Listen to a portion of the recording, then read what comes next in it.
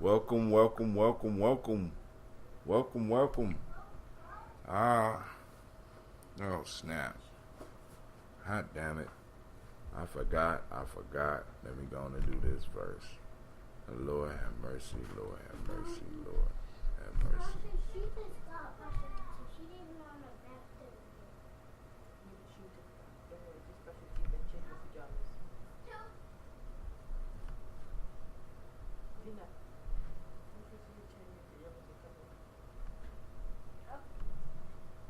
Alright, family, I'm having some technical difficulties. But you know we're going to work through it as we usually do about this time. Text should be coming out in a moment. Let me know if you get it. Uber conference.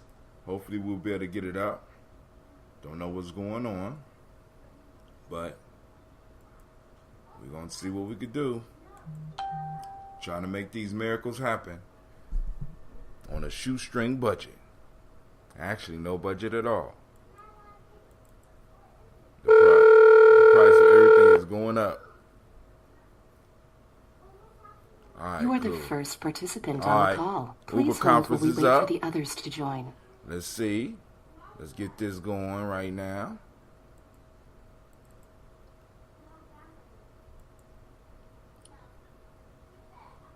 First off, I want to thank you for joining us on Gye-Nyame Journey Media. This is the Heart of a Simple production, and we are on FFGF. And the name of the show tonight is the Jackdaw and the Fox. It's the Heart of a Simple production, where we strive to blow up your old paradigms. Let's get it. We got some time to start piling in.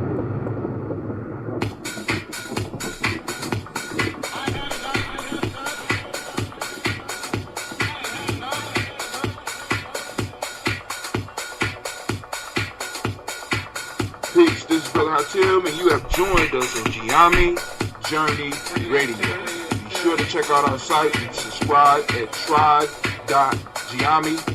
Come on in, family. Join us. All my brothers and sisters, hold hands. Two people in the room. Let me know who you are. Get this started. Need to keep my water up. We on day 2. Uh-oh. The messages went out. Good news. I'm Jesse and accept the persons of the wicked. I say, defend the poor and the fatherless, do justice to the afflicted and the needy, deliver the poor and needy, rid them out of the hand of the wicked. They know not, neither will they understand. They walk on in darkness. All the foundations of the earth are out of court. I have said, ye are God, and all of you are children of the Most High. But you shall die like men and fall like one of the princes. Arise, O God, judge the earth. Thou shalt inherit all nations. Allahu Akbar.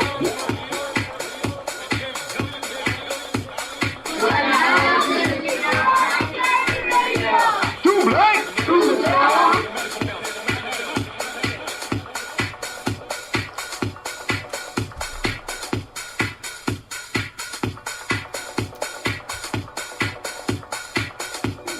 This is Kabara Franks, and you are now listening to the Gye-Nyame Journey Radio.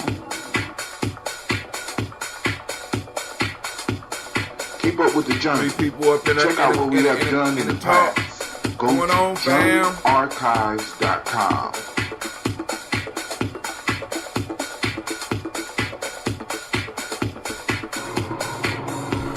This is Adam Sheik, aka Ace, live from Shisha Lounge, and you are now listening to Gye-Nyame Journey Radio.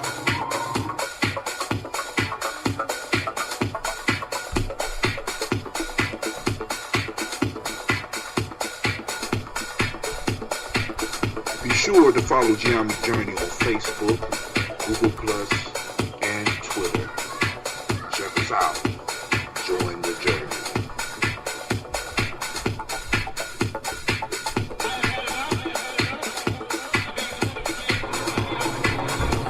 This is Adam Sheik, aka Ace, live from Shisha Lounge, and you are now listening to Gye-Nyame Journey Radio. Watch out.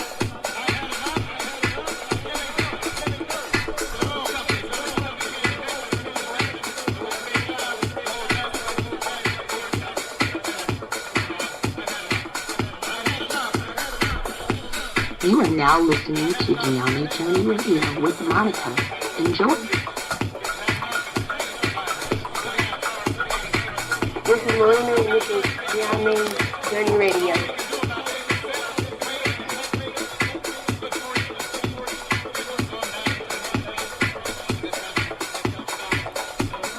This is Willie. Welcome to Gye-Nyame Journey Radio. I want to give a shout out to Silver Kevin, all my Silver Nation out there. I want to give a shout out to my mom.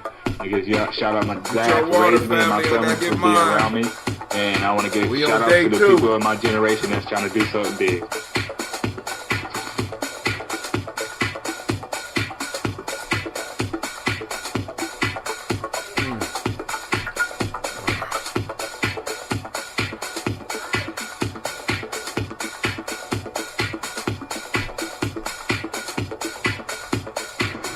This is Cleveland, and you're listening to Gye-Nyame Journey Radio.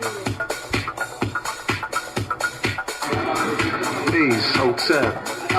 It's Mansour Hotep, aka Mr. Deity. Mr. Deity, does it sound good? I think it sounds great. Right now, you're listening to Gye-Nyame Journey Radio. If you're not adding anything to the culture that you claim, you don't deserve to carry its name. This is Brother Hatem coming at you live, and you are now listening to the Gye-Nyame Journey Radio. Shouts out to the Gye-Nyame tribe, Gye-Nyame family. Stand up. Peace. Who in the room? Who in the room?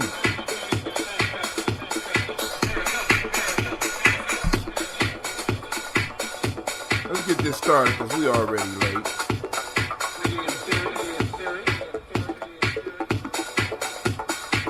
We only got a little bit while though.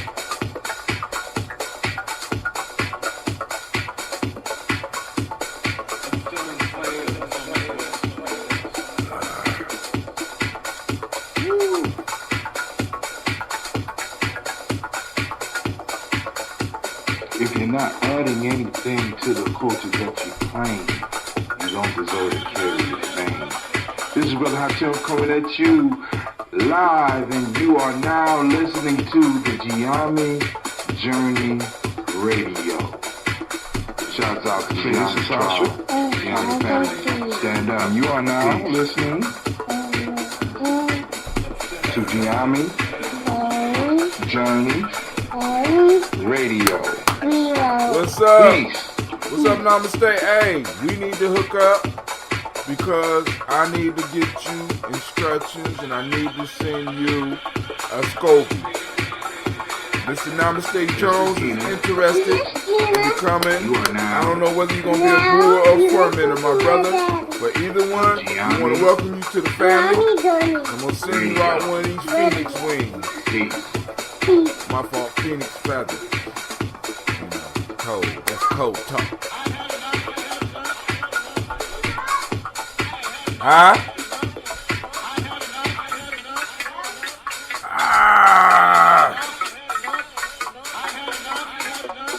Damn. Why do I do it to myself? I ask over and over again. This media is going to kill me because I say I'm going to do some shit. Then I got to be responsible to everybody that I say I'm going to do. I say I'm going to do a 21-day fast. 21 days. Once again. After the last one, I said I'll never do it again. But it came that time, summertime, feeling good, feeling cocky. I wanted to jump, and I jumped. So I now threw it out in the universe. So we going for the 21 days. Now, for those that don't know, this is part of the Nguzo Saba challenge. Now, when you take the challenge, you don't just have to fast. You could add the workout in. The reason we did the 21-day piece was because it takes 21 days to establish a habit. So whether it's working out, whether it's fasting, whatever, you could set it up for you. Because in the packet that you receive, when you sign up for the challenge, you get a PDF of this. Now I'm going to turn this into a book, right? Give you examples where every day you deal with a folk tale. I'm going to change one of these. Every day you deal with a folk tale for a week. You deal with a proverb for the week.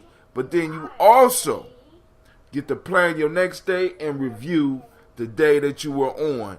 And then to see if you kept whatever goal you have for the 21-day challenge. The 21-day challenge is a trick to get you to start looking at journaling. Because you know what I found?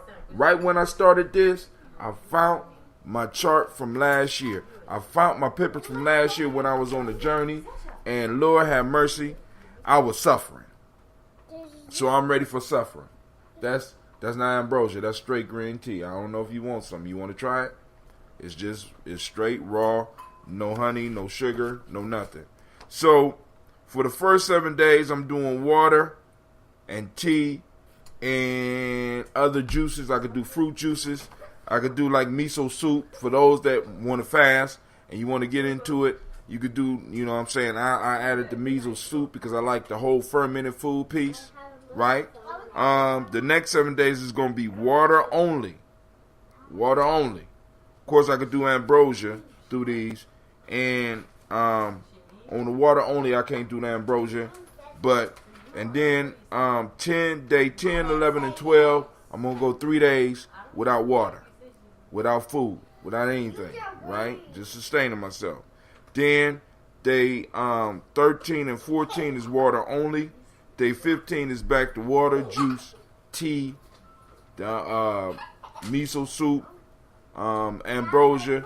We back on it. We getting into it. We building up. So what I'm trying to do, I do my stuff so that I can show you what's possible for you, right? Because like I said, cultural stabilizers. Last year about this same time, I did this. And I'm able to think a little bit clearer. I'm able to focus in on these proverbs, on these folk tales. I'm able to focus in on the proverbs of the week. I'm able to focus in on these folk tales and do my role as a nation builder. Fulfill my part in the interdependence of my tribe. I become a little bit more focused. Now, this year's the planning was kind of off because I'm going to end up fasting at our camp that's going to be coming up. I will be announcing the days. I'll be sending it out to everybody so that anybody that want to join Gye-Nyame Journey, Tawi Village, anybody that want to join us out here at the camping trip, I will have the prices and everything. Only thing you will need to bring is your sleeping bag. We will be providing the food. We will have the tents, and your fee will cover everything. Now, you're going to have to share a tent. Now, I'm not giving individual tents, right? Now, if you bring a tent, I'm quite sure we got some type of discount. We're working on it. The team is working on it. Another thing that's going to be coming out that we're going to start planning for is also for all those that are interested in learning more about Gye-Nyame Journey, we're going to have a monthly, you're going to kick it over, Gina. We're working on developing a newsletter. Now, what came out in the conversation about the newsletter today, thanks to Sister CeeLo. Sister CeeLo said there's enough information going out. We're being inundated with information, but now we need some how-tos. We want to get into the how-tos of nation building, of tribe building. How do you build up your tribe? How do you change your diet? How do you fast? You know what I'm saying? How much water and why water? You know what I'm saying? What are the 5 parts of the being? What are the 4 pillars of being healthy for the rest of your life? You know what I'm saying? How and why? We want to get into not just breaking down and telling you what's what. We want to start giving you steps, 5 to 10 steps in every article that we post. Because you're going to have access to information we got from the internet, as well as 5 steps that's put together by our tribe to help you move to the next level of your life. So we're going to be dealing with financial literacy. We're going to be dealing with politics. We're going to be dealing with economics, period. We're going to be dealing with the principles. We're going to be dealing with cultural stabilizers. We're going to be dealing with straight nation building. We're going to be dealing with warriorship. We're going to be dealing with physical fitness. So every month you can expect some articles to come. And of course, it's going to be, you know, this is going to be exclusively for those that support the journey, right? So of course, it'll be coming through our Gumroad site, because the whole piece is like actually the goal for me within the next 3 years, because I'm at 50 now. I got to start looking at employment. So with Gye-Nyame Journey, I not only want to be able to do camping trips, I not only want to be able to do trips, I not only want to do warrior trainings, I not only want to do retreats, now I want to be able to employ 3 people full time. 3 people full time, 2 people part time. Of course, I'll be one of the part timers, right? Y'all like, well, brother, how you gonna start a business and do the part time? Well, I have a job that I love, you know what I'm saying, and I want to be able to do something for the community and keep it going and keep the relationship that I'm building, because I get an opportunity to work with the future politicians. I get an opportunity to work with the future economists. I get to work with the future physicists, the future programmers, you know what I'm saying, the future nation builders, which is including all those things, the future farmers. You know what I'm saying? I'm in a position where I'm able to influence the next generation of leadership and workers, more importantly, workers for our people. So I'm focusing on that. So I want to maintain that relationship, but also I want to be able to give, we need full time. You can't nation build part time. So you need at least in every tribe that's coming up in the tradition that we're building, every tribe, we all need to start striving to have somebody to do this work 24. This is their thing. This is what they do. And they get paid for through the community, through the tribe. Not necessarily the community at large, because everybody ain't gonna go into it. But there's enough of us where we can start finding ways to start businesses to employ. For example, today my nephew and my son was working in a garden, and we at our school, we have access to growing towers. One of the businesses that's going to spring up from this is that we are going to be able to provide people within our tribe and our community with fresh greens every week. I'm talking collards, I'm talking kale, I'm talking nutrient-dense food that is produced by our children. And another goal that we have is to have our young people be able to provide the salad for the Kwanzaa celebration for all 7 days. Now, brilliant. Then we got the newsletter, right? Then we got the trips. Because there's no reason, we got tents. We got enough tents. Right now, we got enough tents for about between 50 people. We repair the ones we got. We got enough for about 80 people. We add on to that and we keep on adding to it. There's no reason why we can't have a camp, a family, a village, actually build up a village and do our ceremonies, do our rituals, do our networking, do our future planning, you know what I'm saying, for the next event and all these warm seasons, because family, the reality is that in America, many of us have been priced out. So a lot of us can't take vacations. At one point in time, every year I could go to Africa. But the economy hit. Let me tell you how the economy hit me today. I'm looking at my budget. And my budget, I have to adjust my budget according to the prices. So I buy the gas for the house, right? So I'm putting a certain amount away for gas. But within the last month, gas went up about 60 cents. So now, what does that do for my budget? That throws my budget off. The electric bill's a little bit higher. What does that do for my budget? See, family, we are just making it, right? We're just making it. We're just getting through. And we have to start coming up with creative ways to add to the economy within our tribe. We got to start trading with each other. We have to become politically active. We have to start raising young people that are politically active, because there is a claim that we have on this country that is indisputable. We have indisputable proof. I pulled something down off of Google. Google did a document where they talk about lynching and how lynching was used to keep people in place and how it was supported by the government. Redlining, how it was supported by the government. Jim Crow, how it was supported, you know what I'm saying, and enforced by the government. Slavery, how it was enforced by the government. There is a claim that we have as a people that I'm constantly going to be talking about because there are reparations due.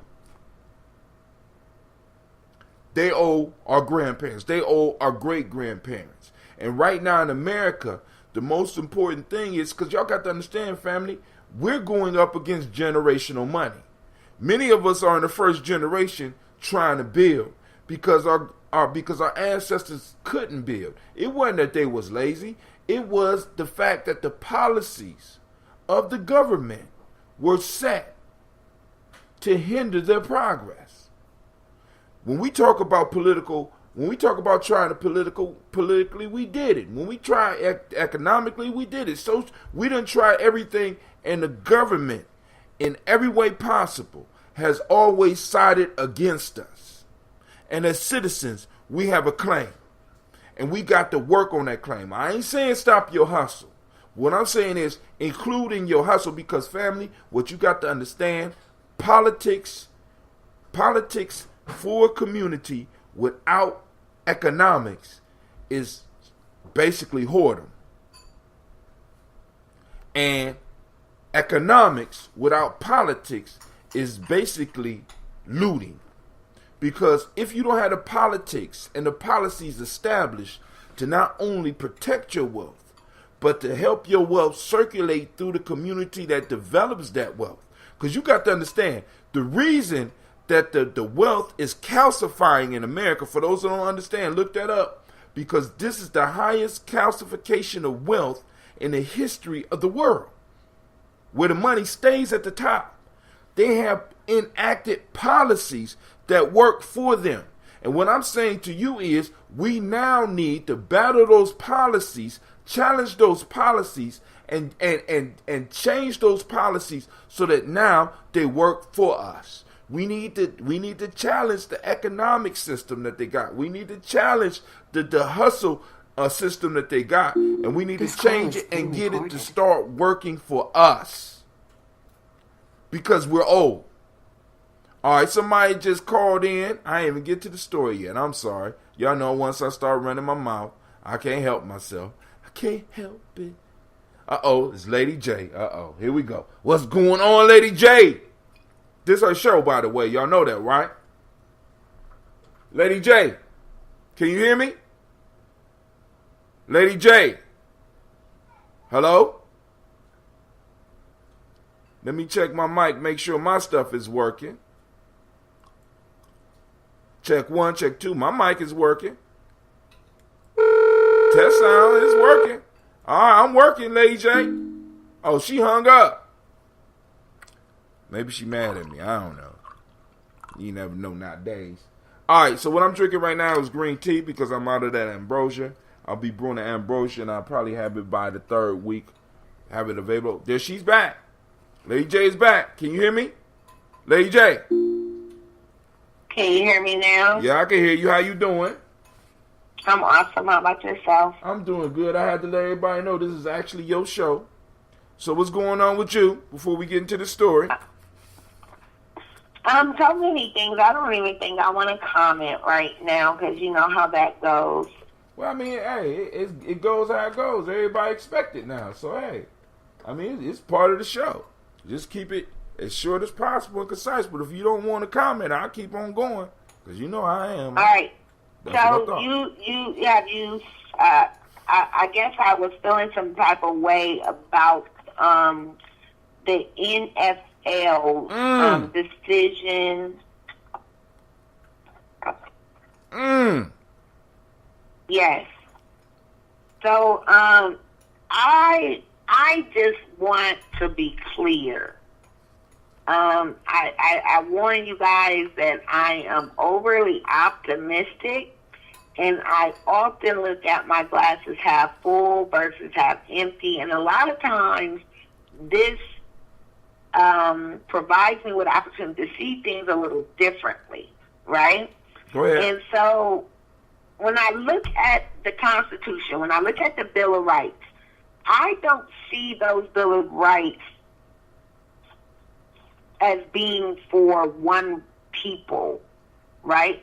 It's for Americans, and unlike Chinese and Japanese and even Africans, for the most part, and you know, for the most part, we know what those people look like when we say Chinese, right? Right. When we say Japanese, Asian, a picture comes to mind. The unique thing about America is that nothing should come to mind as far as race, because race has nothing to do with our nationality, right? And American is being a nationality, and like I said, being somewhat different from China and Japan and some other places.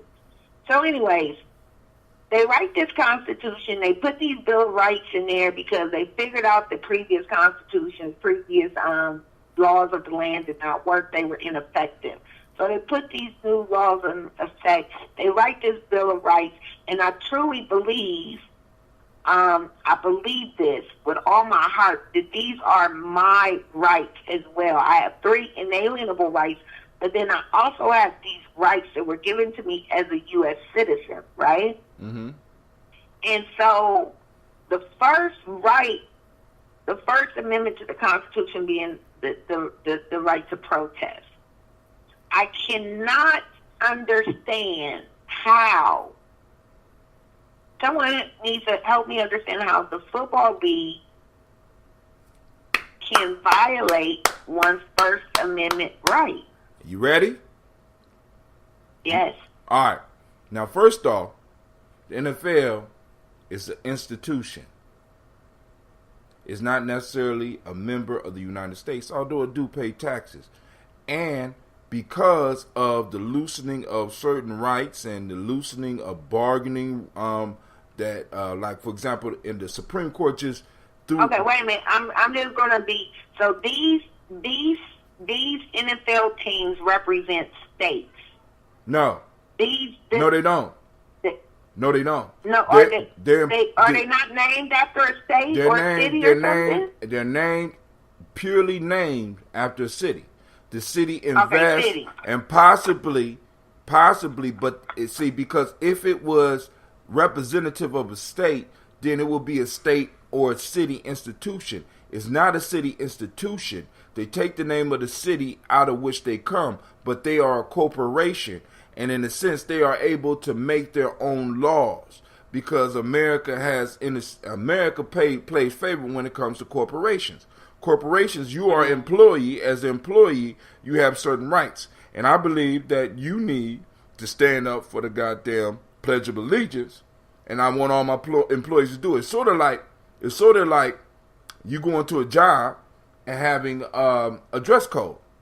You're a full-grown person. Why they got to tell you how to dress? Why should they be able to tell you how to dress? That's not a constitutional. That's not outlined as far as your constitutional right. Well, hold on.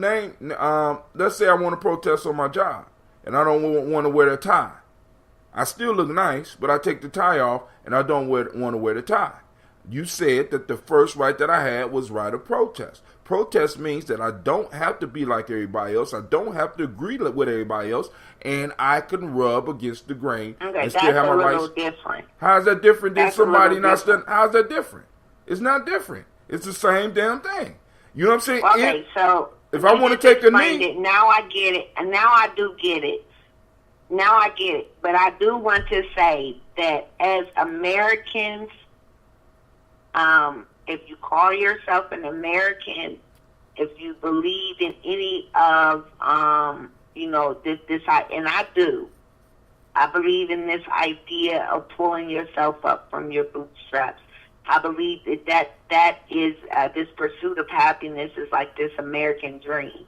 You know what I'm saying? You get an opportunity to work towards whatever it is that your heart's desire. Like you are the only person. Lady J, you opening up a can of worms. You open up a can of worms, girl. I'm about to, you sure you want to go here with me? Yeah, I want, like I said, and so I apologize in advance because again, Don't apologize. This is my outlook. This is my perspective. I hate when you apologize. Do you? Don't apologize. Do you? Right? Do you? Padawan, do you? Young Jedi, do you? I'm not pull out your saber. If you're gonna say that shit, stand on it. Let's get it. This your show. The reason why I'm apologizing is because I'm about to start I cussing. see that this is going to lead us down a slippery slope. All right.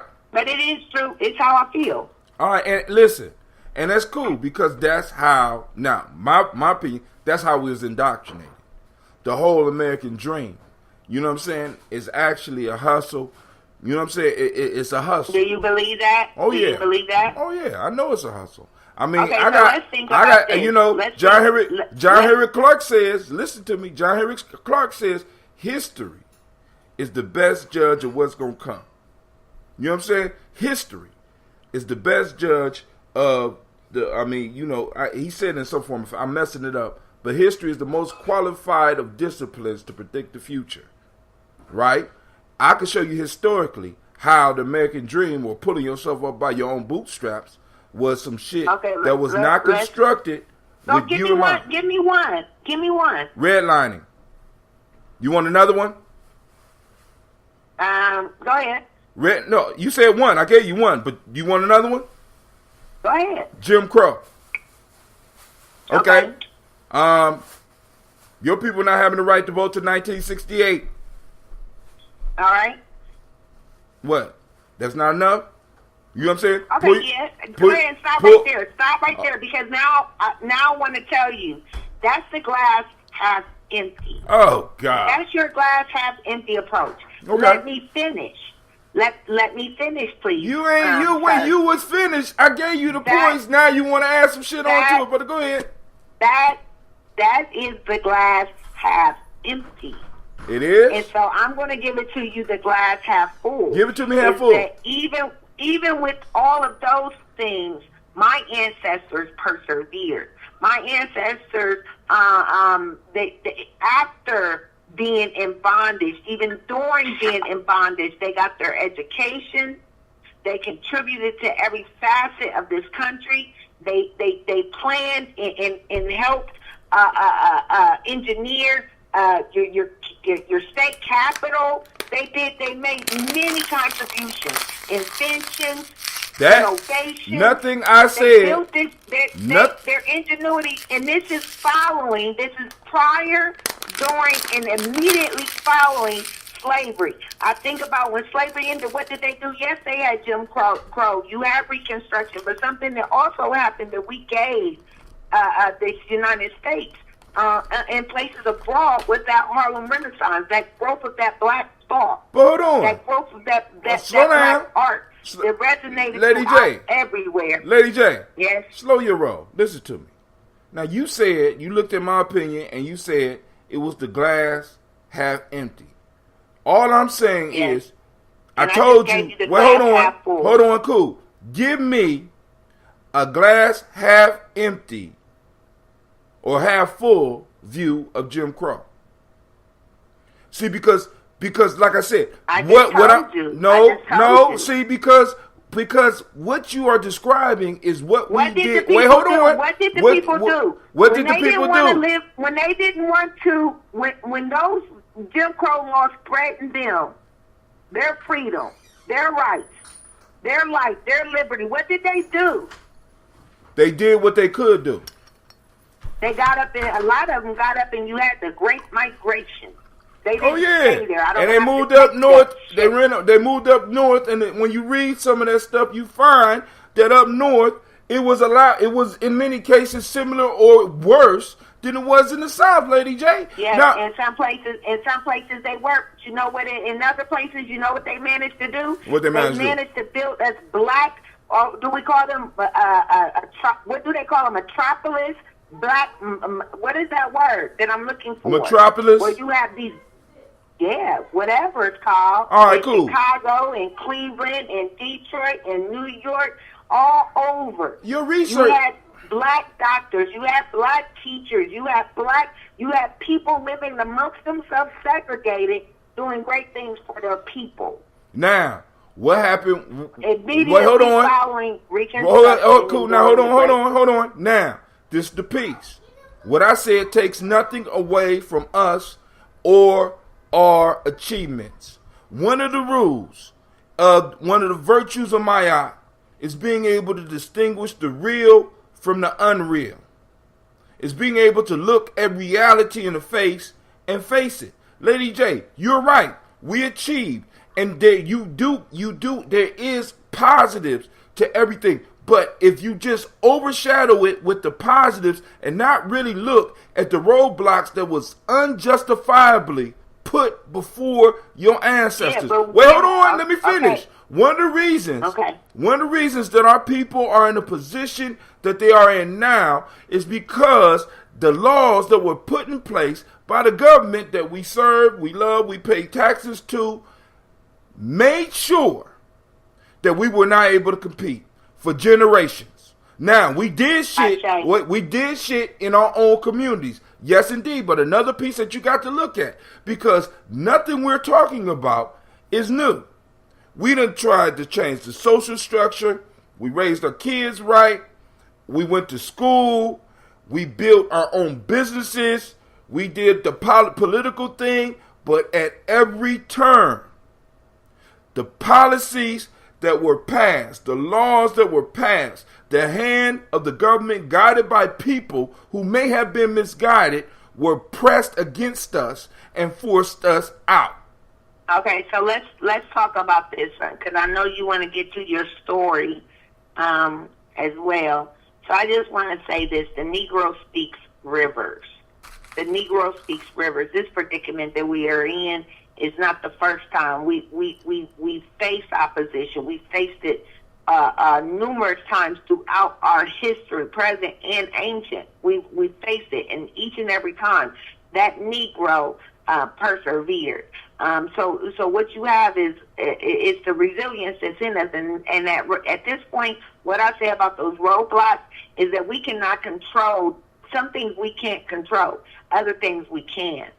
Those things we can't control, but the things that we can control is bringing up and cultivating people to go into those institutions where we are underrepresented, like politics. Hey. The reason why they're able to pass laws, the reasons why they're able to pass policies and do things to us that are not in our favor is because we discourage, we don't encourage, we don't promote, we don't see value in going into positions like that. Now, if you was 5 minutes, if you was 5 minutes early to the show, the speech you about to give, I just gave. Except I added the fact that there is a debt that is owed that we have to train our children how to get economically and politically. It's called reparations, because there needs to be a repair. And there needs to be damages paid for the fact that we had all these hurdles that was placed specifically for us.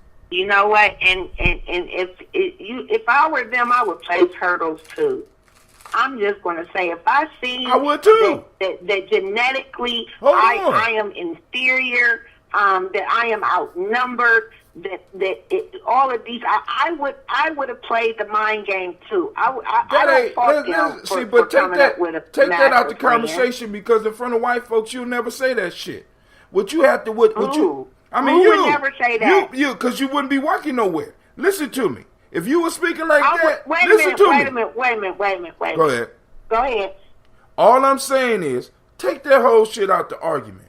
You would set it up because you love your children. You would set up a system where your children could benefit. You would make laws for your children if you was in that position. It ain't about looking around. It ain't about looking around and being like, it's other people superior to us, so we need to make sure. No, these motherfuckers set laws that stop their own people from moving forward. So it ain't, you know what I'm saying? It ain't necessarily. You know what? When we say these people, we got to make sure.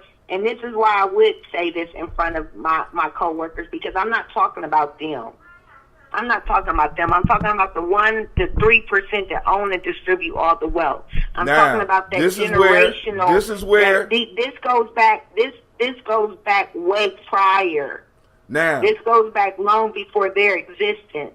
I'm not talking about them. I'm talking about the thought and the philosophy. Hold on. And yeah, I'm talking about. But your co-workers may be part of that because listen, you got what's called the point. But they're socialized. Of course, they are a part of it. They're socialized to be a part of it. Hold on, they're socialized to be. You got the 0.1%, and then you got the 9.9%. Right? They are the gatekeepers. They are the workers of the system. They keep all this shit going, and they get to hide behind the fact, well, I'm just doing my job.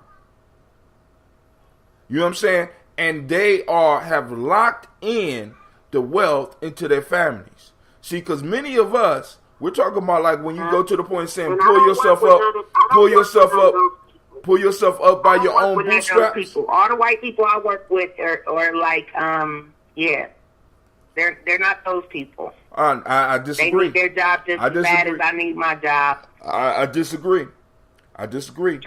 Because the numbers show us something. The numbers show us something totally different. You might be working with somebody who likes to work that might not want to pull on some wealth that they may have received. You have no inheritance. You're dealing and competing with people who have inheritance. They just don't tell you. So we're going to assume we're not. No, I don't have to assume. No, time out. See, this is where me and you disagree because you want to look at the glass half full, right? I'm telling you right now, for black folks, for black folks, the glass is half. Go ahead, because I'm gonna break your ass with some numbers because I won't bring me numbers because I bring numbers. Okay. Let's go. Okay, so this is what I'm going to say. In every civilization, every study, we come up with these social hierarchies, right? This triangle, which tells us how the people are distributed, right? They tell us how the people are distributed. Usually you have like your kings on top, and you're going to have your slaves at the bottom, your merchants, your artisans, right? Mm-hmm. And your nobles. And your priests, right. Your religious, you're going to have all them in between, right? Calcification of wealth. That's what that's called. Right. Huh? That's called calcification of wealth. You lock in the wealth so you can pass from generation to generation, and those at the bottom have no wealth to pass on. And what we do is we change what capitalism has done. Capitalism has changed the paradigm from we locking the wealth up here so you'll never be able to get it. So what they do, they change the language, and now it's your fault because you're not hustling hard enough.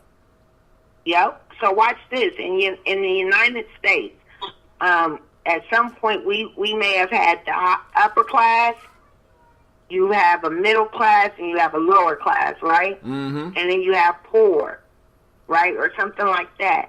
So now you got this whole nother class of people that my understanding is they make up the majority. They make up the majority, and these people are called working class people, right? These are people who work, they have middle class values, they have middle. Shaka, you still there too? Yeah. Lady J, what's going on with your mic? Lady J. All right. Now, this is why I say we could bring numbers. You know what I'm saying? Because the point is, when you look at the median, I ain't even going to go into that. Y'all can do the research yourself. See what the average black family is worth. See what the average white family is worth. And you'll see and understand what Brother Hatim is talking about. Many of us are living in an illusion. We don't want to face reality. We are the cast of people that have been used to fuel this system. And because we have been used to fuel this system, we have never been able to build up for ourselves. And this is the only piece I need people to understand. When you come at me, please come at me. And I mean, like I said, shut me up with numbers. Have any of you guys heard about Jay Morrison's Tulsa Real Estate Fund? I think it might be worthy of consideration. Now, because I don't think I'm going to Tulsa, I will look into that. But Because in every city, I think that we have an opportunity where there is a large number of black people for us to get politically and economically active so that we can start making things happen. Because regardless of where we are, we can look at the map and we can see where a majority of us are focused right now, right? And it's almost like a straight line. You know what I'm saying? You got the South moving up to the Midwest, where a majority of us are. So we need to start working and concentrating those numbers. And like I said, all politics are local. We get caught up in the national piece. We're not seeing what's being passed on the local level, and we can start taking over some of these things, some of these seats at a local level to start making shit happen, right? And start directing policies that benefit us. And I know, and what we have people that getting off and be like, I'm the mayor of the people. No, motherfucker, you the mayor of us. You know what I'm saying? The other people going to have to fit in like we had to fit in for a long time. The headquarters is in Atlanta. Is just named, oh, okay, cool. I haven't heard about it. This must be either, who is this on Gye-Nyame Journey right now? Who piloting the ship right now? Brother Shaka, before I read this. I bet you that's the new. Well, I don't know because that could be Sister Jackie too. Okay. So, shut my mouth. That's Anubis. Go ahead. Now we might need to look into that. You know what I'm saying? And duplicate. We don't have to reinvent the wheel. Brother Shaka, you got something you want to share before we get into the story? Damn, me and Lady J, man. Oh, man. I love when she come on the show because she be calling a nigga to task. Got me sweating. Well, you know, I heard a bit of y'all, dialogue. And the thing is that on some monkey in the middle stuff, I feel like a lot of times we emphasize from a very self-centered place, and we forget about I forget. You know what? Let me just say it like this. When I look at a lot of what I've dealt with in terms of my relationship with my parents, and I look at what I regard in terms of my children's relationship with me, I think a lot of times I make concessions for my children because those were not made for myself. And I feel like that is the behavior that we have to go out and encourage in the community, is that, we almost have to be models or maintain or establish a standard that has not been maintained in our history, but understanding that our history has been dysfunctional because of it, and it's up to us to be able to, to maintain that role. And if we don't have anyone to model that role or position for us, I really think at that point it's a matter of being self-checked. Yeah. It's the same way as we cannot, of saying that I cannot learn from my enemy because they have it. And that's what allows them to maintain power, is because with every inch that you push them, they got some fallback. They got some give because they got support. They can fail. You can tear up my car. You can tear up my car if you want to. It's insured. Right. You know what I mean? So the piece is that, we are very frail and not having that infrastructure. And it's like sometimes we get excited. Like when I hear about, us being able to deregulate utilities, I'm like, yeah, finally, if I'm going to pay this much for gas, I'd rather pay, one of us. Right. You know what I mean? Does it necessarily work like that? Is this something that everybody's going to jump into and maintain this collective economics? Has it? I mean, I've heard about the deregulation contracts over a decade ago. Is it working for anybody that you know? No. And see, now, this is what I'm going to say. I would say that if you look at our history, it's less dysfunctional than we actually, this goes to the half empty, half full piece, because maybe this is where I'm illusional. And I need somebody to stand me out of this. But we have been working in our history. We got definite here on this side of the ocean. We have definite models where we have pulled it together. But we always have an enemy that incorporates laws, that incorporates policies that do not allow us to take advantage, that does not allow us to compete in a true fashion. That, you know what I'm saying? Okay, I'll give you an example. Go ahead. You remember when the DC sniper had taken out somebody who was on their way to New York, right, to be able to really revolutionize and almost monopolize a certain spice used in sports medicine and all kinds of applications and that would benefit black people. Do you remember this? Yeah, that was my time. I was part of that. Okay. I met that dude at least twice. Now dig this. So when he was taken out,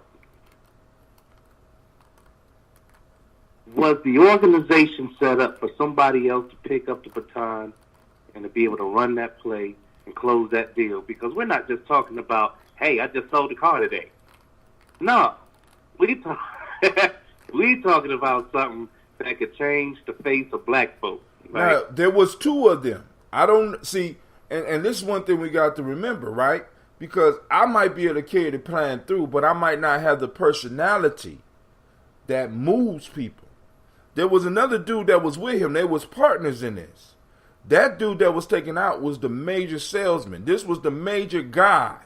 You understand what I'm saying? It was his personality that brought people in. So you can we have some beautiful plans, but if you don't have a connection with the people, you may not be able to execute your plan.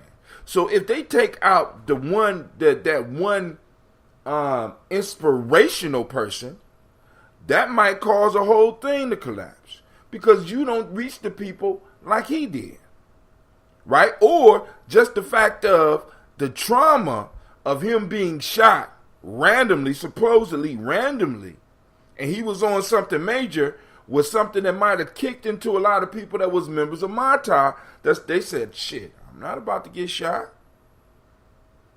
Because we got a long history of people being taken out for being successful or standing up and going against the grain. We have a long history of that. As a matter of fact, Lady J brought up the piece about the football piece. That whole rule that they instituted is for nobody else but black players, to control black players. And if they can control black players, they can demonstrate to the world. Because right now with black folks standing up, we're saying, hey, you know what I'm saying, taking a knee, boom, boom, boom. No, we're not standing for that shit. Some of us. Now they saying, boom, we're going to make the whole thing and the whole team going to be fine. Some people like, And what's crazy is we had maybe one team owner who said, I won't vote on it because the players are not here. So they decided, and they need to send a message that football is about business. It has nothing to do with your black life, even though 70% of our league are black men. That if they weren't playing football is a good opportunity. And even while playing football, they are subject to be abused by some of the people that are out there. We got to be clear on this shit. This is a straight slap at you. Nobody else is a straight slap at us, Shaka. And we got to understand, laws and rules have been put in place to mainly keep us in check. Because America needs us at the bottom. They need a population of individuals. Capitalism requires a population of individuals that are stuck where they are, so that but making just enough money to survive and needing things. This is capitalism, and we got to be clear about that. So now, one of the things you brought up, what are some of the needs? Because when you talk about deregulation, what are some of the needs that we are allowing other people to totally dominate us with? When you talk about deregulation, you're talking about people could set up their own company, purchase electricity or purchase gas from a company, and sell that to the people using the infrastructure that was set up by the government, you know what I'm saying, to find, to create jobs. But yet we won't get into it. Why? Because as soon as we start finding some success, we fear something is going to happen. Or, doesn't it though? Isn't there somebody who's always trying to push the envelope just a little bit further, and all of a sudden you get slapped. Everybody messes. But Shaka, you stated yourself, some of us have to be that. We have to be that. We got to set that example, because the issue is you can't be a man and lay down at the same goddamn time. You can't talk about nation building and lay down at the same time. You can't talk about warriorship and lay down. Some of us is going to have to be that sacrifice.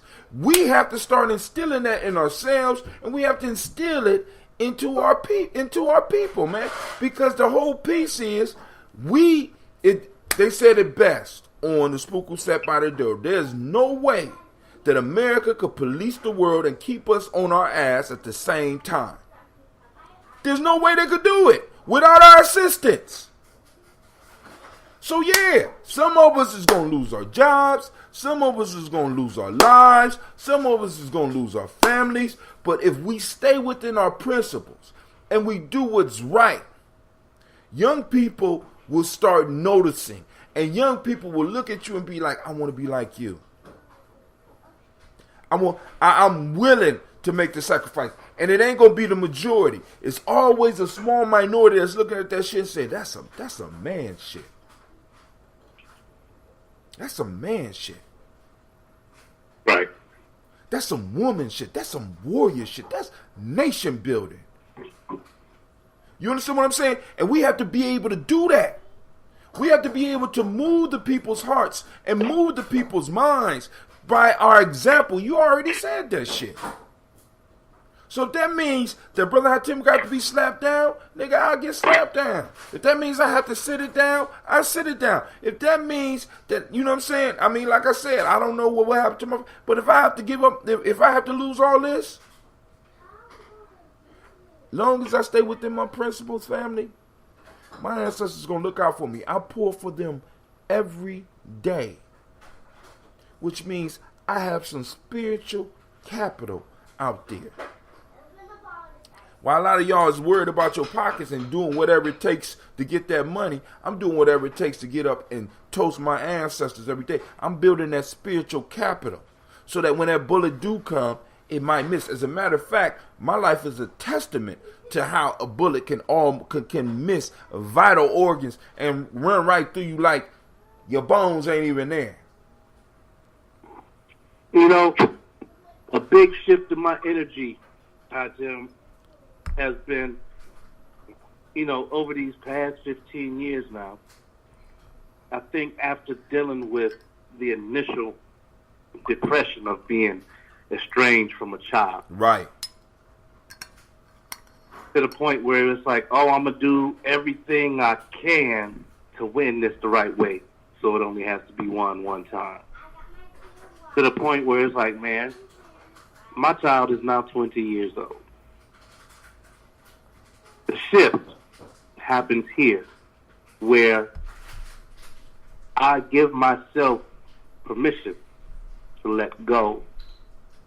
And I give myself permission to allow the ancestors to even work beyond me and knowing my heart, my best interest, and my child's best interest, and being able to work in her life as well.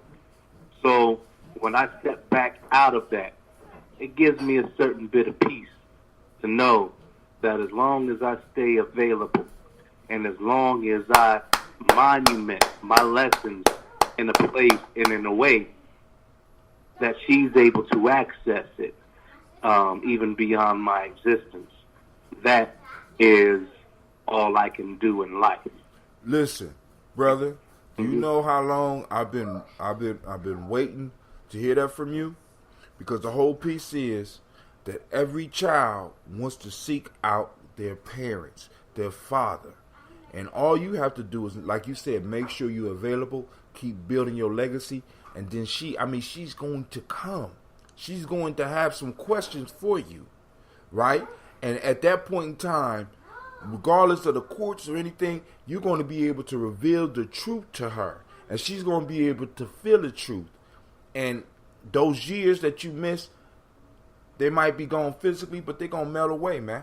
Because I'm telling you, dude, every young lady wants to seek out a father, period. And if she got one that's alive, that never told her or never just disappeared on her, right, that's been trying to get at her, she gonna come find you. You know what I'm saying? And the issue is time. Now what I'm saying is, like, because I told my son the same thing. I said, dude, just make sure you ready when she come. Just make sure you ready. Because she's gonna seek you out. You know what I'm saying? But hey, let's get into this. Let's get into this folktale, because I love Lady J's energy because she brings a whole nother perspective. She gives me something to get old and cranky about. You know what I'm saying? And I appreciate her energy, and I want her to know that. You know what I'm saying? I hope that she's off because her phone was dead, and not that I said something to offend her and family. I want all y'all to call in because we need to have these discussions. And I need y'all to understand that my opinions are my opinions. They are not the opinions of Gye-Nyame Journey, because Gye-Nyame Journey includes Brother Shaka, right? It includes Lady J. It includes you. We can disagree. We can argue. We can even, but when it comes time for nation building, I want to know, I need to know what's in your heart. And right now, since we don't have rights outside of, because Shaka, I can't wait till one day you come down for one of the camping trips, because it's hot, because Cleveland put some stuff in motion that's going to change lives. He don't even understand it yet, right? He don't even understand it yet. But he put something in motion within our circle. Cleveland did his first vision quest, and people won't understand it for the next 10 years. What that's going to do. Shouldn't we make up team be doing that before your setup? Shouldn't you make up a team to be doing that before your setup? Explain the question.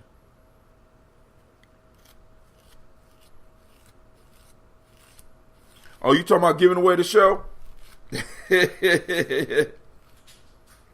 All right, but let's get into the folktale while Anubis type in what he was complete his thought. All right, here we go. The makeup artist, Miss Gina G, is trying to make sure I'm straight. The girls are grooming me. That's right. You know what I'm saying? Them day, hey. This is a short one, but it's a powerful one. The Jackdaw and the Fox. A half-famished jackdaw seated himself on a fig tree, which had produced some fruit entirely out of season, and waited in the hope that the figs would ripen. A fox, seeing him sitting so long and learning the reason for his doing so, said to him, "You are indeed, sir, sadly deceiving yourself. You are indulging a hope strong enough to cheat you, but which will never reward you with enjoyment." Shaka, you want to take that first, or you want me to take you? Because I'm about to tear this. I hope it ain't no. I'm about to tear this motherfucker to shreds. Get out of here. It's folktales for grown folks, not folktales for toddlers. Get out of here. I'm gonna ask if you can read it one more time, Patel. A half-famished jackdaw seated himself on a fig tree, which had produced some fruit entirely out of season, and waited in the hope that the figs would would ripen. A fox seeing him sitting so long and learning the reason of his doing so, said to him, "You are indeed, sir, sadly deceiving yourself. You are indulging a hope strong enough to cheat you, but which will never reward you with enjoyment." Sasha, what are you doing? No, baby, bring me the knife, because it sounds like a finger is about to be sliced. But no. Look at this. Look at this, family. Look. Give me that. Look at this. She trying to. So they freeze the ice in the water bottle. Then they want to cut the ice into small pieces. No. Here. No, that's too thick, baby. Put this up. Put it in the napkin. Gonna cut off her hand. All right. So, you got it, or you need me to read it one more time? No, I got it. It's up to you. Do you want to jump into it? You seem kind of anxious, so I'm gonna let you. All right, family. We got a story about a jackdaw.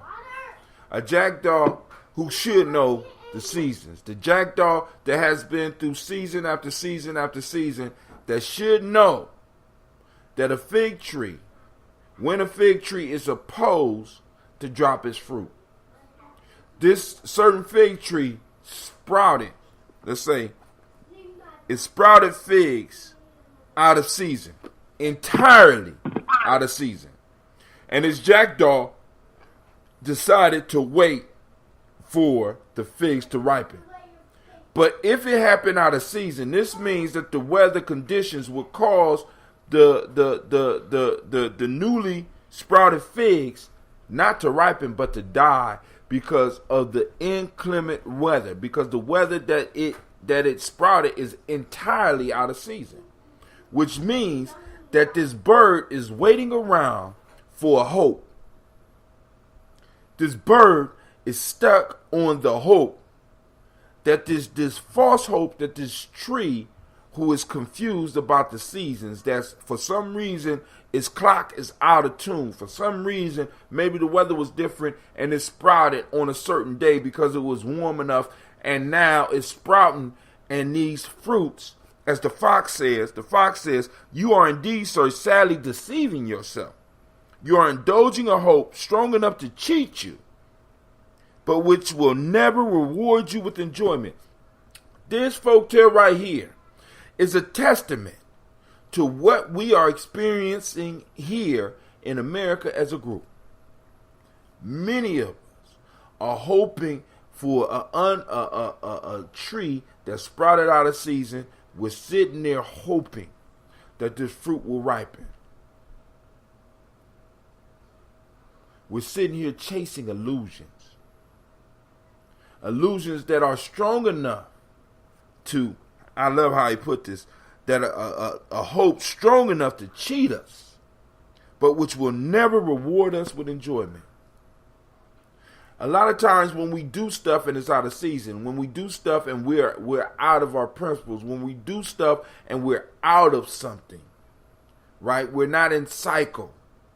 We set ourselves up to set up this false hope that is only strong enough to give us disappointment, but not strong enough to give us the true reward we think it's going to give us. Family, we're acting out of principle. We're acting out of season. We could either be the jackdaw in this story, or we could be the actual fig tree in this story. Both of us are caught up on some type of illusion. The fig said, "I'm going to sprout these. I might be able to get them off before the bad weather come back," even though it's out of season, and the bird hoping that the fig tree does it. But the fox, who has watched season after season, understand what's happening. Because all of us know what happens. Like, for example, do you remember the winter times where it was so warm that all of the trees started blossoming? You remember that, Shaka? That I do. They started blossoming, and they was on the news, and it was in the middle of the winter, and people looking at that shit and like, that shit is not, ooh. As soon as winter hit, For that moment, all that shit was dead. Sister Navita say the famished jack thing is the jackdaw, baby. The famished jack thingy had a remedy, and he was sitting on it, doing nothing while he was famished. He is deceiving himself by not taking advantage of what he had before him. That's what got. That's what got out of. That's what I got out of it. Now the issue is, I don't know if you have figs, but you might not be able to eat an unripe fig. But you're right. If he really hungry, he should have ate them. He should have ate those. You right. I feel you on that one. Go ahead, Sister Navita. You hear what she said? He should have ate what? He should have ate the. You know what I'm saying? He's sitting around waiting for him to ripen, whether the eating was there. He didn't take advantage of this fruit. He was waiting for it to ripen. But I guess a fig, you can't really. I guess it's kind of tough to eat unless it's all the way ripe. I don't know. No, I mean, in this particular, it wasn't just that it wasn't ripened. It was ripened out of season. So it means it would never ripen because it hadn't gone through the process. Right. It did it out of cycle, right? So he might not have been able to take advantage of it. That's why he was waiting. Shouts out to Miss Steph. How you doing? All right. So go ahead, man. Go on hit it, cause I'm just like, yo, man. This one right here, a lot of us have, family, think about this. A lot of us have been sadly deceiving ourselves. We are indulging in a hope strong enough to cheat us, but which will never reward you with enjoyment. We're doing that with jobs. There's certain jobs that some of us accept. We're doing that. We're doing that with relationships. You know what I'm saying? We're doing that with organizations. I mean, if you don't do nothing but just take that last line, you are indeed, sir, sadly deceiving yourself. You are indulging a hope strong enough to cheat you, but which will never reward you with enjoyment. So he could have ate them. It wouldn't have been enjoyable. He wouldn't have enjoyed it. You know what I'm saying? He only had hope in something that was only strong enough to cheat him. And many of us were falling into, these schemes where we're being cheated. We're falling into these ideas that cheat us, right? You know what I'm saying? We're not doing our research. We're not looking at the total cycle of the thing. We're not looking at it and being like, damn, that fruit on that tree is not going to get right. Hey, when I look at it, man, I mean, and I'm just regarding a process that I have, hold on one second. Hey, Pharaoh, man, if you're going to wear those tap dance shoes, can you go upstairs? No, I'm on the phone right now. You understand. Okay, now go upstairs. Go.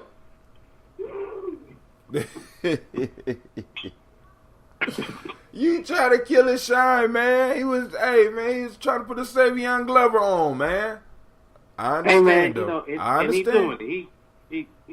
He's doing his thing. It's just sometimes it be wrecking my flow. Just like right now, listen, I don't even know what I was talking about before that. Listen, I'm with you, man. You see, I got you just need to say, it's real life here on Gye-Nyame Journey. Go ahead. Hey, no, I'm serious. Can you help kickstart me back to what I was talking about? I have no idea. I'm still thinking about the little dude running around tap dancing.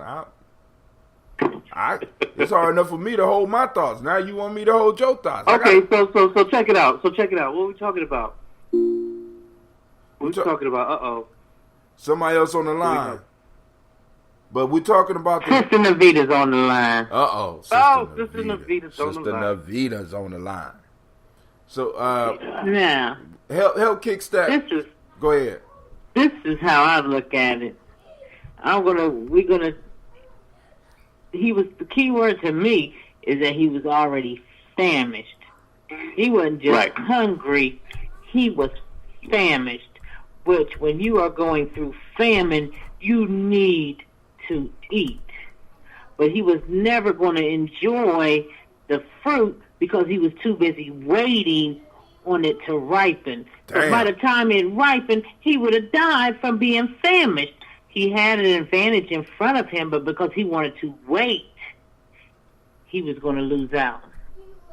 But that's how I took it. Wow. But even with crab apples, there's got to be a point where if it don't turn into fruit, it's not healthy to eat. It's not sustenance. It's poison. But I don't think, we're talking about, a fig. It may not be delicious to eat, but I don't think a unripened fig is unhealthy. I don't even think, a crab apple, it might make you go to the bathroom, but if you famished, see, to me, that's what sticks with you. You are famished, and you are sitting on some food, even though it ain't ripe, and you still want to sit around here in your condition and do nothing but wait. Ooh. That's how I took it. Damn. Go ahead, Sister Navita. I hear you. He's sitting on his food, and because it said unripe figs have a bland, bitter taste. He's waiting for it to ripen. He's already famished. It ain't hungry. It's a difference between being hungry and being famished. Hungry and being famished, right. He is sitting on a tree with all this food, and he's trying to wait for it to ripen. And the fox looks at him and says, "You are indeed so sadly deceiving yourself. You are indulging a hope strong enough to cheat you, but which will never reward you with enjoyment." Right. He'll never get that reward because he'll die waiting on it. How many of us is caught up? How many of us is caught up in that shit? How many of us is caught up in this? And waiting. You know what? I'm caught up you. in it. I'm saying I had to open my eyes because I was just caught up in that, hot tip. And what I'm talking about is that my unripened figs are the individuals that I need to be able to demonstrate what can only be done collectively. So, in other words, in my story, I believed that the success of what I'm doing, the movement that I lead, in terms of establishing this thing where we can look at it and say, yeah, we winning, right? That cannot happen unless I had the ripened fruit, the seasoned individuals to be able to do what they're supposed to do all at the same time.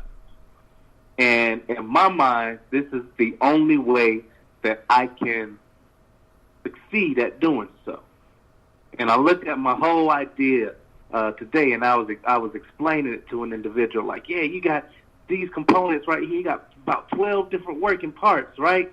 And I'm so wrapped up on people being able to identify with first and then to believe in the process without the process even being evident yet, right? Not at that capacity. And what I'm reminded of right now is that when I look at the seeds that I have planted in seasons past, and I look at the fruits that they bear, and now I go back to those fruits and I see how in this lifetime and in today, where those are actually the relationships that I needed to come back into, because those fruits are ready. Those fruits are seasoned. You follow me? Right. They're ripe. They're ready to go. Sometimes we try so hard to make our oceans a leaven up of those who are inexperienced. They're not oceans. This type of they're rivers. Yeah. They're puddles. You end up with a puddle 13. You know what I'm saying? That wouldn't be a good move. The person on YouTube, you can go on and leave a comment. We have a comment from Namaste Jones. He said, out of season, you won't get the right nutrients of what you're eating, you might get poisoned. Now, I looked it up. It says, today I found out that unripe figs also contain a similar proteolytic protein breaking down enzyme from the same group, but this one is called ficane or ficin. And I found this one out the hard way. So when I was very tempted to eat another fig last night, I noticed that there were only unripe ones left. They have a sticky white latex syrup at the stem and also in the peel. It didn't seem to faze me too much while I was eating it, but straight afterwards it felt like my lips were about to peel off. Buyers beware. Well, they weren't peeling off right then and there, just the protease enzyme was just breaking down the outer protein layer on my lips. I get a similar feeling. Damn. I get a similar feeling, mainly just tingling lips though, when eating pineapple. Usually more than a few pieces of pineapple, and funny enough, kiwi fruit. I designate Kristen Levita as the royal taster from now on. Eat that. You know what I'm saying? So, well, we gonna Brother Namaste calls it. You to try something out first. Brother Namaste calls it fool's gold. So, hey, family, listen. I won't hold y'all any longer because we've been on here an hour and 21 minutes. I appreciate each and every last one of you. I appreciate your time. Please like and share so we could grow the conversation. We can grow the family. Don't be scared to call in because I got over 100 people on the same line. And, you know, we could argue. I can cut off lines and blah, blah, blah. Shaka has the ability to manage that as well. So, family, we're growing. You know what I'm saying? The sky's the limit for us. We have a camping trip coming up. I will be letting people know about it. Like I said, it's going to be a Gye-Nyame Journey thing, a Tawi Village thing. We're going to be pulling our family together, and we're going to be actually doing some tribe building. We're going to sit around a fire and build some of those relationships that we can't build because we have been put into these individualized boxes called houses and taught to stay away from each other. We're going to move into a space where we're going to have to mix and mingle. We're going to have to eat together. We're going to have to cook together. We're going to have to walk together. We're going to have to practice some things together. We're going to have to do some ceremonies together. We're going to have to see each other. We're going to have to smell each other, right? I mean, family, you know, and it's a life-changing event. 2 days is cool, but this next trip, we're going to be out there almost 5 days, family. 5 days. We got the whole camp to ourselves, and it's going to be affordable, and it's going to be a life-changing event. So be looking for the post. I'm posting it up on Gye-Nyame Journey. I will also send it out over the messenger to everybody because I want to give everybody opportunity. You know what I'm saying? Like I said, the price will be affordable. All you need to bring is your sleeping bag. The food's going to be provided. The tents are going to be provided. We're going to make sure that you got fire. You know what I'm saying? We're going to make sure that everything is there and you can bring your whole family.